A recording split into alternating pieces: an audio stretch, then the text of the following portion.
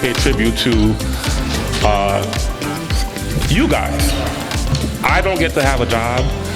I don't get to come here every day without students. And my job is made even more special thanks to student leaders. We get to look good because of your passions and your hard work. And we saw it fit today to take some time out to not only honor the legacy of Frederick Douglass, one of the most well-known historically black figures, and also honor the students of color on campus that often get overlooked. The CUNY BMI program was started a little over 20 years ago with hopes of making sure that black men graduated college. It was started at Medgar Evers, and that's been expanded to support all students, primarily students of color. We try to do this work at City College. City College is a very diverse campus. You go from running from culture to culture, just walking down the hallway. And we do our best to exemplify the legacy of BMI every day. At City College, we call the BMI program the Urban Mentoring Achievement Network. And we try to do what we can to lift as we climb.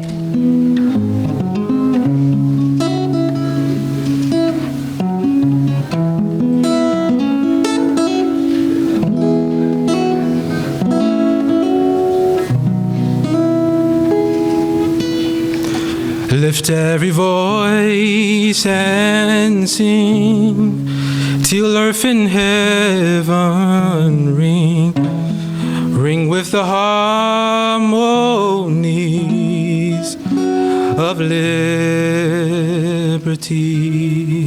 Let our rejoicing rise high as the glistening skies. Let it resound loud as the rolling sea. Sing a song full of the faith that the dark past has taught us. Sing a song full of the hope that the present has brought us.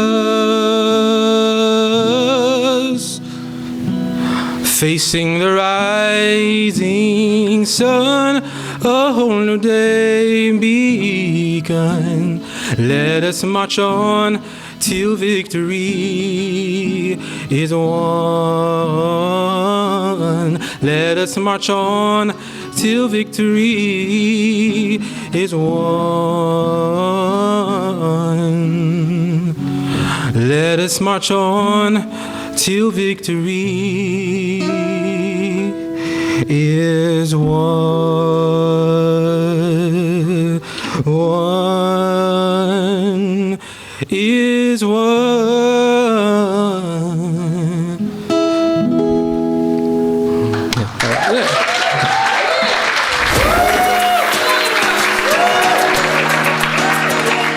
It's a me, not you type of world. A dog eats dog society, where if I'm depressed, I'm overly sensitive. If I don't look like a model, I should exercise more. If I'm gay, there's something wrong with me.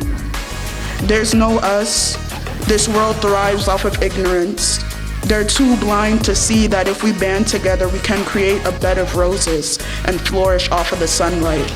Happiness all around, no animosity, no politics, no war, just peace. Why can't we just be stars, shining ever so brightly in the morning and night? The first principle that I'd like to share with you guys is be adaptable to change.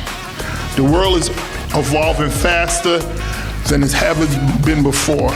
Technology, advances in industry shifts. Life is going to throw you curveballs when you least expect it. To succeed in this environment, we must be adaptable to change. Change isn't something that you should fear. It's something that you should embrace. One of the most underrated skills in life is the ability to listen, to truly listen. Listening is not just about hearing words or understanding other people's perspectives. It's about building relationships and showing empathy. Whether it's in the classroom, the workplace, or friends and family, good listening skills allow us to connect deeply with others and learn from their experiences. Excuse me, I apologize. That's what happens when we sell chocolate, right? Students preparing for life beyond college, mastering time management is essential. It's not just about meeting deadlines or cramming for exams. It's about creating a balance in our lives also. It's about being able to prioritize what truly matters and making every moment count. If you leave college fully understand how to manage your time effectively, you have a skill that will serve you for life. With that being said, I strongly encourage you to use this time while you're in college to build strong reading and writing skills. In any field or career path, strong reading comprehension and writing skills are non-negotiable. These skills aren't just academic, they're tools to help you with critical thinking, problem solving, and effective communication skills. Whether you're analyzing data or crafting an email, your ability to read deeply and write clearly will set you apart from the crowd. And use this time to learn how to network. You have some great professors in the room, students. Network is just beyond just exchanging your IG contacts or your business cards or your LinkedIn contacts. College is a perfect place for you to start building your network. Some of my closest friends I've been friends with for over 30 years that I met on Brooklyn College campus and on SUNY Brockport campus, and we've done business together successfully. So please use this time to build. You never know what field some of your friends here are going to go into, what other disciplines. I'm sure over the years, in time past, somebody will say, hey, call such and such. You remember such and such. Build these relationships. Don't be afraid to fail. Embrace it as part of your growth and as part of your journey. Play hard, move fast, fall, get up. Play hard, move fast, fall, get up. Learning never stops. And perhaps most importantly, remember that learning doesn't end when you leave school. Education is not confined to classrooms and textbooks. It's a lifelong pursuit. Every experience, every conversation, every challenge is an important opportunity to learn. Hell, at 55, I just learned to turn off my phone during the keynote speech. Learn. This is something that's really serious. But do not allow anyone to define success for you all but you. Success is just a commitment to excellence. Success does not mean that you have a 600 Benz in front of your house or you live in a $3 million home. Success is a commitment to excellence. We were established in 1847 explicitly on the promise of educating the whole people. And we are the whole people in this room. When CUNY was established as a university network, first in the early 60s and then reaffirmed in 1978, the charter, the reason why we exist, wasn't incidentally to provide opportunity to the whole people, to make sure that people who maybe would have been left behind by private institutions had a chance at education. It was the reason why we came together. We don't talk about affirmative action, filling in gaps, any of that stuff. We talk about what we would be if you weren't with us and the contributions you make to the life of the college. So you will never hear the administration of this institution talk about affirmative action. Right? You will hear us talk about acting on the promise and the responsibility of our founding vision, which is that we will never be as strong, democratic, creative, resilient a society, a community, a city, a neighborhood, an institution without the contributions of everybody. We are always in the top 5 institutions in the entire nation in producing economic and social change in the lives of the students who go there in consequence of them coming here. Sometimes we're number 1, sometimes we're number 3, number 4, we're always in the top 5. That's the first point, and you know this because we talk about it all the time.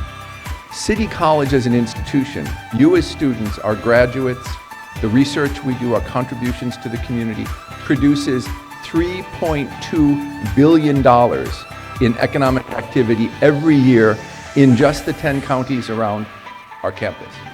The reason that we are contributing to economic development, the reason we're able to produce social mobility, and the reason why we are diverse is the same thing. You have such potential, and our job is to unlock that potential. We are not contributors to economic development in spite of our diversity, or as a kind of coincidental accompaniment to our diversity. We do it because the whole people, you, have tremendous potential. We could not produce the social mobility we produce without unlocking the potential of people exactly like you in this room. We could not produce the economic development impact without unlocking the potential of people like you in this room. The reason we are strong is because of you. And so if there is a message in this month, but also in this electoral season, it's that we will continue to celebrate the work that we do. We will continue to have unbounded faith in you, in your ideas, your experiences, your potential. And together we will prove the lie that is so pervasive in this moment in our public politics and our public conversation. Don't listen to the hype. It's all wrong. Thank you, everybody. Have a great day. Libation is giving honor, reverence, respect, and recognition to our ancestors whose shoulders we stand on and our elders whose shadows we walk in. It is customary in libation ceremonies that as water is poured and acknowledgments are spoken to the ancestral spirits, that names of those that have passed before us are called out, names of persons who were instrumental in our lives. And I welcome you to do that as we go through this ceremony. An African proverb tells us that people who lack the knowledge of their past are like a tree without roots. So in the spirit of remembrance, we pour this libation. Let us say, Ashe. A Yoruba word that means power, command, authority, energy, or life. It's also a philosophical concept that represents the ability to make things happen and produce change. We raise our cup to our Creator to show our reverence for the original source of our lives. Let us say, Ashe. What was your impression of the luncheon? Oh, thank you for that question, and thank you for having me. I thought it was an amazing opportunity to honor our student leaders. Leadership is so incredibly important. It's about our values, it's about our ethics, it's about our ability to serve, and to see students here who have chosen in the midst of studying, in the midst of partying, in the midst of a whole bunch of other things, choosing to serve, to give back, to help lead their fellow students. It is inspiring. It is a part of what our ancestors have taught us to do. And so as the chair of the newly reestablished Black Studies Department here at CCNY, it was a privilege to come and be a part of that and to honor our ancestors through the libation ceremony. So thank you for having me, and yay, student leaders. So we're here with Jonathan. Jonathan, what's your leadership position? I am the current president of Lyessa Shep. How do you feel about the award? I feel really great, you know. It was kind of a surprise that I got this award, but I'm really glad that I did because it shows that I've been putting in a lot of hard work. And same thing with my team, right? Without them, I wouldn't be able to do half the things that I'm able to do with my club. I am the co-president of Alpha CCNY. How do you feel about the award? Honestly, it's an amazing award for 5 long years at CCNY. I honestly don't do it for awards. I do it for more helping people. That's what I like to do. And this award, I like it. It's amazing. But what I say is an award is seeing people grow and benefiting from the events that Alpha CCNY, Lyessa Shep, and DSA do all together. I'm just happy to get this award. You know, it's very beautiful, and I just can't wait to hang it on my wall and look at it every day to inspire me to continue being an inspiring leader and keep inspiring those around the campus wide and outside of the campus as well. How do you feel about the award?